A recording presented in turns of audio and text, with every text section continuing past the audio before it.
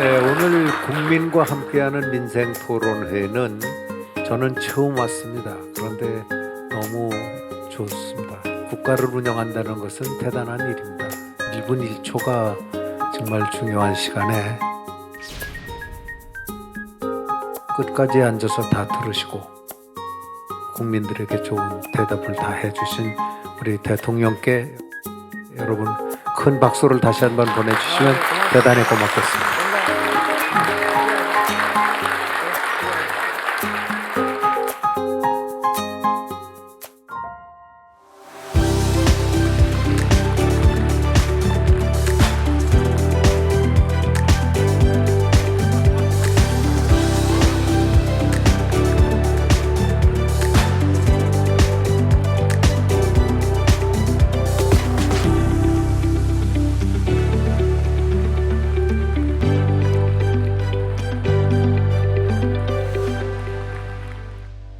여러분 반갑습니다.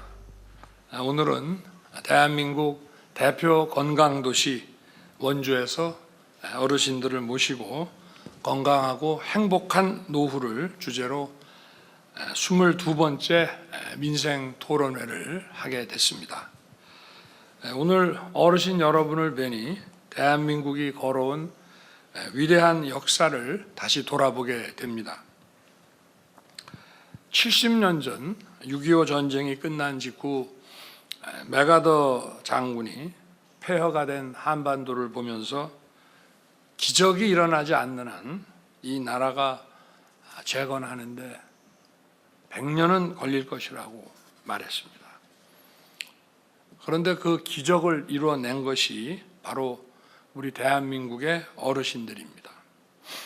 전후 40년을 간 넘긴 1996년에 대한민국은 OECD에 가입했고 2010년에는 OECD 개발원조위원회의 24번째 회원국이 돼서 세계 최초로 원조받는 나라에서 원조를 하는 나라로 바뀌었습니다.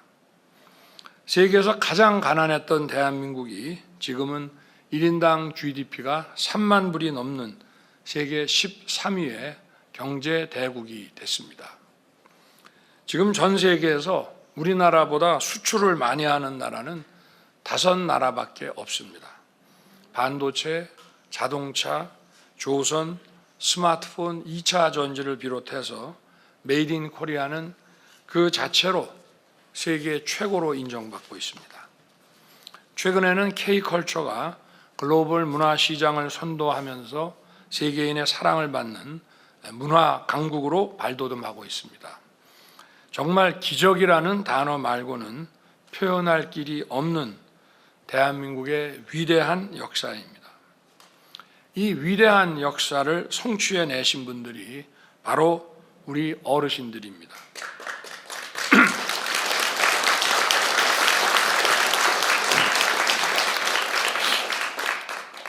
어르신들께서는 젊은 시절 밤낮을 가리지 않고 땀 흘려 노력해서 산업화를 이루어내셨습니다.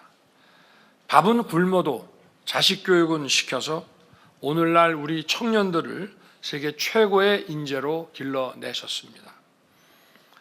이렇게 일생을 헌신해 오신 어르신들을 편안하게 잘 모시는 것이 정부의 중요한 책임이라고 생각합니다. 그러나 그동안 우리 사회가 어르신들을 모시는 데 있어 소홀하고 부족했던 게 사실입니다. 제가 지난 겨울에 미등록 경로당을 방문했는데 난방도 잘 되지 않는 열악한 시설에 계시는 어르신들 모습에 마음이 많이 아팠습니다. 또 엄동설안의 낡은 주택에서 홀로 지내는 어르신을 뵙고 우리가 할 일이 많다는 생각도 하게 됐습니다. 우리나라는 세계 어느 나라보다도 빠르게 고령사회로 진입하고 있습니다. 올 2월 기준으로 65세 인구가 981만 명에 달하고 2030년에는 1298만 명으로 증가해서 전체 인구의 20%를 넘을 것으로 예상됩니다. 85세 이상 어르신들도 현재 97만 명에서 2030년에는 150만 명으로 크게 늘어날 것입니다. 주거, 식사, 돌봄과 같은 일상생활부터 의료, 간병, 요양에 이르기까지 어르신들을 위한 종합적인 대책이 필요합니다. 먼저 어르신들의 식사, 세탁, 돌봄, 요양 등 일상생활 서비스가 포함된 주택 보급을 확대하겠습니다. 지금도 일부 고급 실버타운에서 이러한 양질의 서비스를 제공하고 있습니다마는 보통 많은 어르신들이 누리기에는 장벽이 높은 것이 사실입니다. 합리적인 가격으로 양질의 서비스를 누릴 수 있는 어르신이 살기 좋은 주택을 많이 공급하겠습니다. 우선 기존의 실버타운과 어르신을 위한 공공임대주택을 대폭 확대하겠습니다. 실버타운의 공급 확대를 위해 2015년에 폐지된 분양형 실버타운 제도를 다시 도입하고 입주 자격, 위탁 운영 등 민간 사업자들의 진입을 어렵게 하는 관련 제도들을 개선해서 실버타운 건설이 활성화되도록 하겠습니다. 아울러 취약한 어르신들을 위한 공공임대주택도 현재 매년 1,000호씩 짓고 있습니다마는 매년 3,000호씩 건축하는 것으로 보급을 더 늘리겠습니다. 이와 함께 중산층 민간 임대나 리츠 등 기존에 없었던 새로운 형태의 어르신 친화 주택을 도입하겠습니다. 먼저 특화된 시설과 서비스를 제공하는 중산층 고령화 가구 대상 민간 임대 주택 실버 스테이를 도입하겠습니다.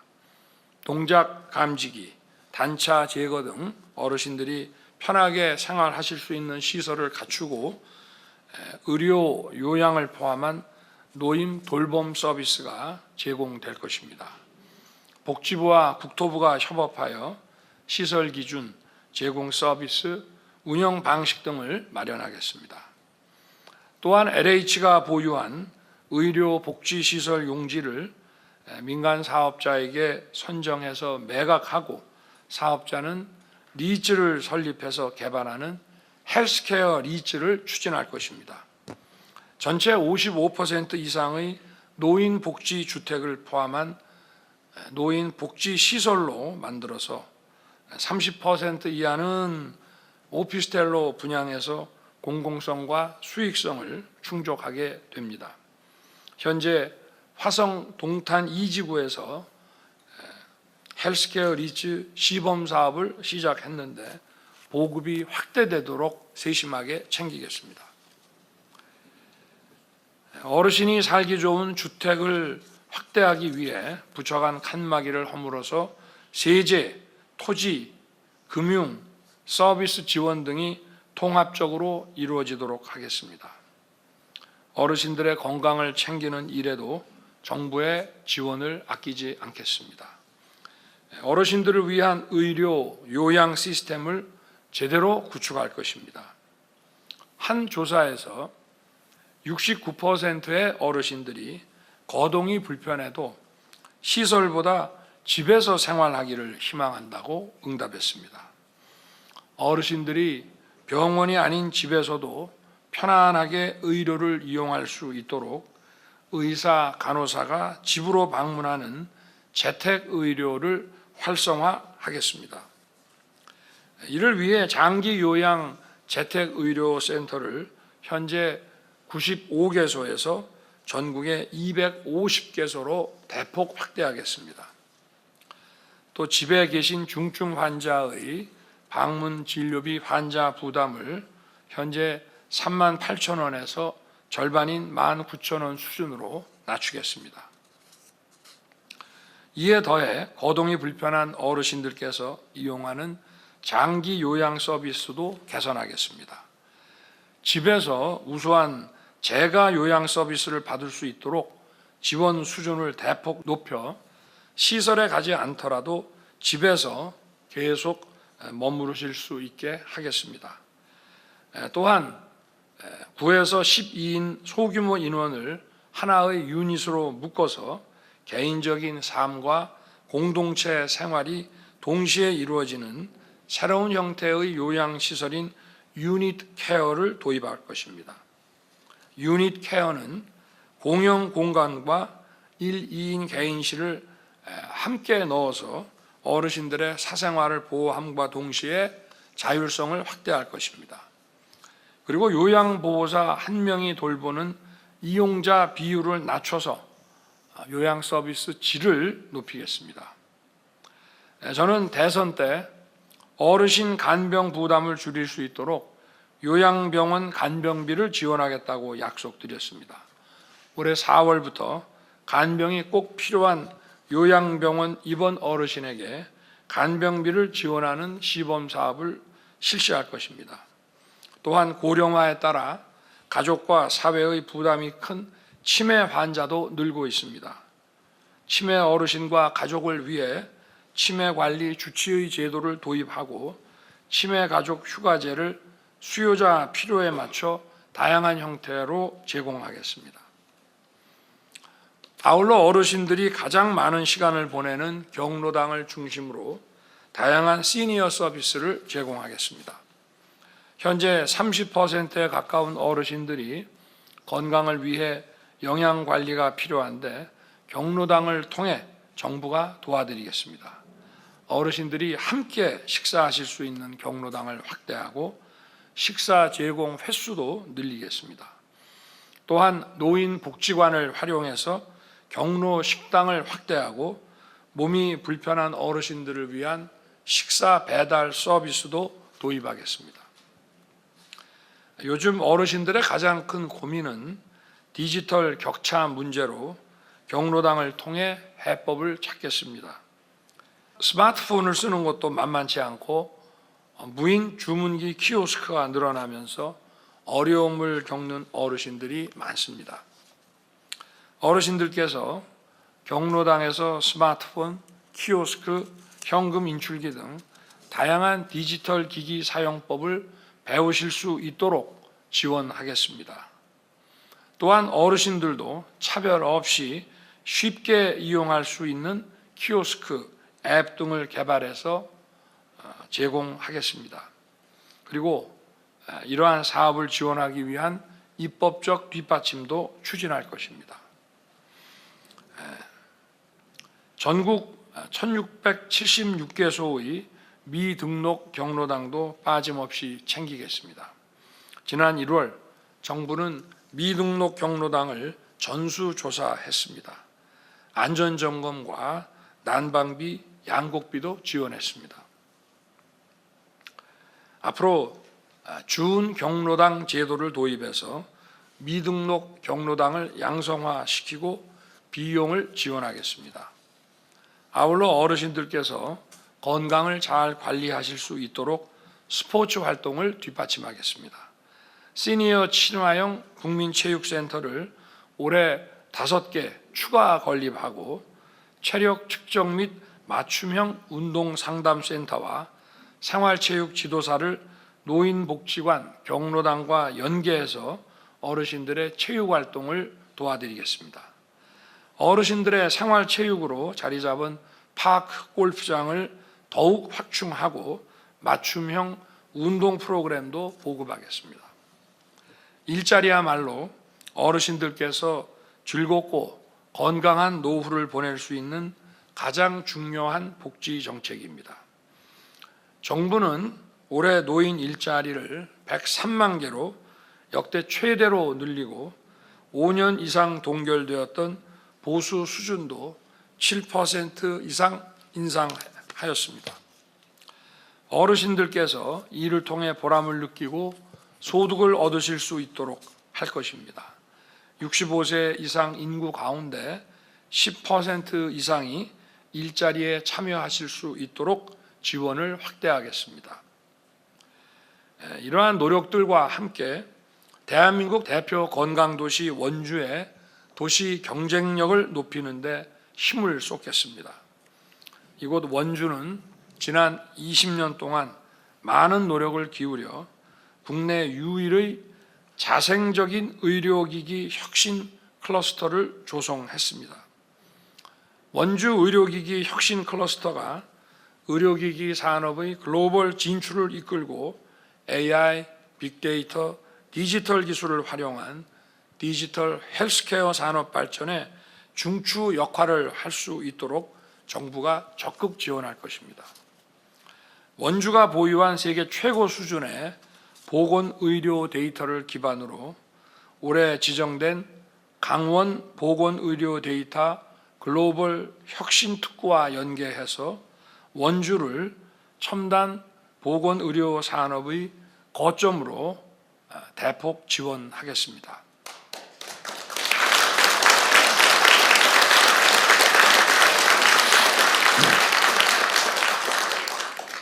원주가 기회발전특구로 지정되면 원주의 소부장 기업들과 밀접하게 관련된 기업들이 원주로 이전해서 시너지를 내게 될 것입니다. 앵커 기업 유치를 통해 반도체 등 원주의 산업들이 지역의 중추 산업으로 자리 잡고 관련 기업들의 투자도 더 확산될 것입니다. 기회발전 특구의 성공적인 안착을 위해 과감한 세제 혜택과 규제 특례를 비롯해서 다양한 지원을 펼칠 것입니다. 이러한 산업들이 제대로 발전하려면 교육도 크게 바뀌어야 됩니다. 특히 의료와 바이오 등 첨단 산업 분야에서 원주가 미래 신산업 허브로 발전하도록 원주의 교육 환경을 확실하게 혁신하겠습니다. 원주고를 자유형 공립고등학교로 지정하고 원주의 특성화 고등학교를 협약형 특성화고로 지정해서 교육 클러스터를 구축하고 혁신도시의 교육 환경을 대폭 개선할 것입니다. 이를 위해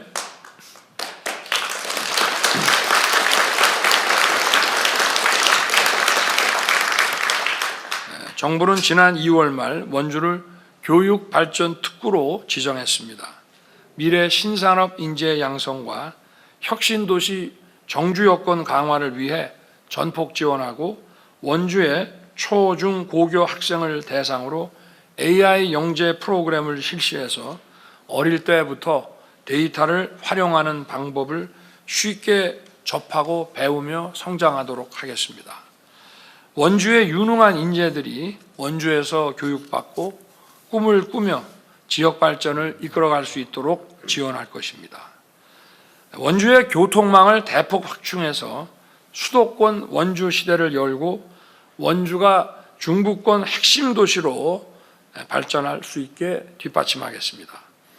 먼저 인천공항에서 출발하여 광명, 강남, 수서, 잠실, 경기도 광주를 연결하는 GTX-D 노선을 이곳 원주까지 연결할 것입니다.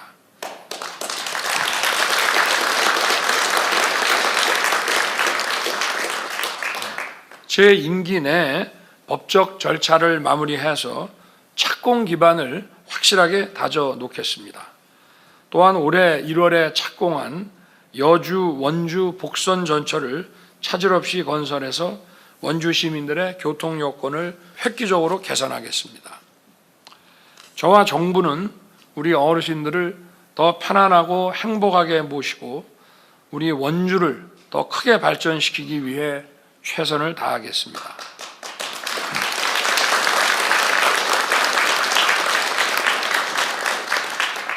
오늘 이 자리에 많은 어르신들과 가족, 전문가분들께서 함께 하셨고 또 원주 시민들께서도 많이 오셨습니다.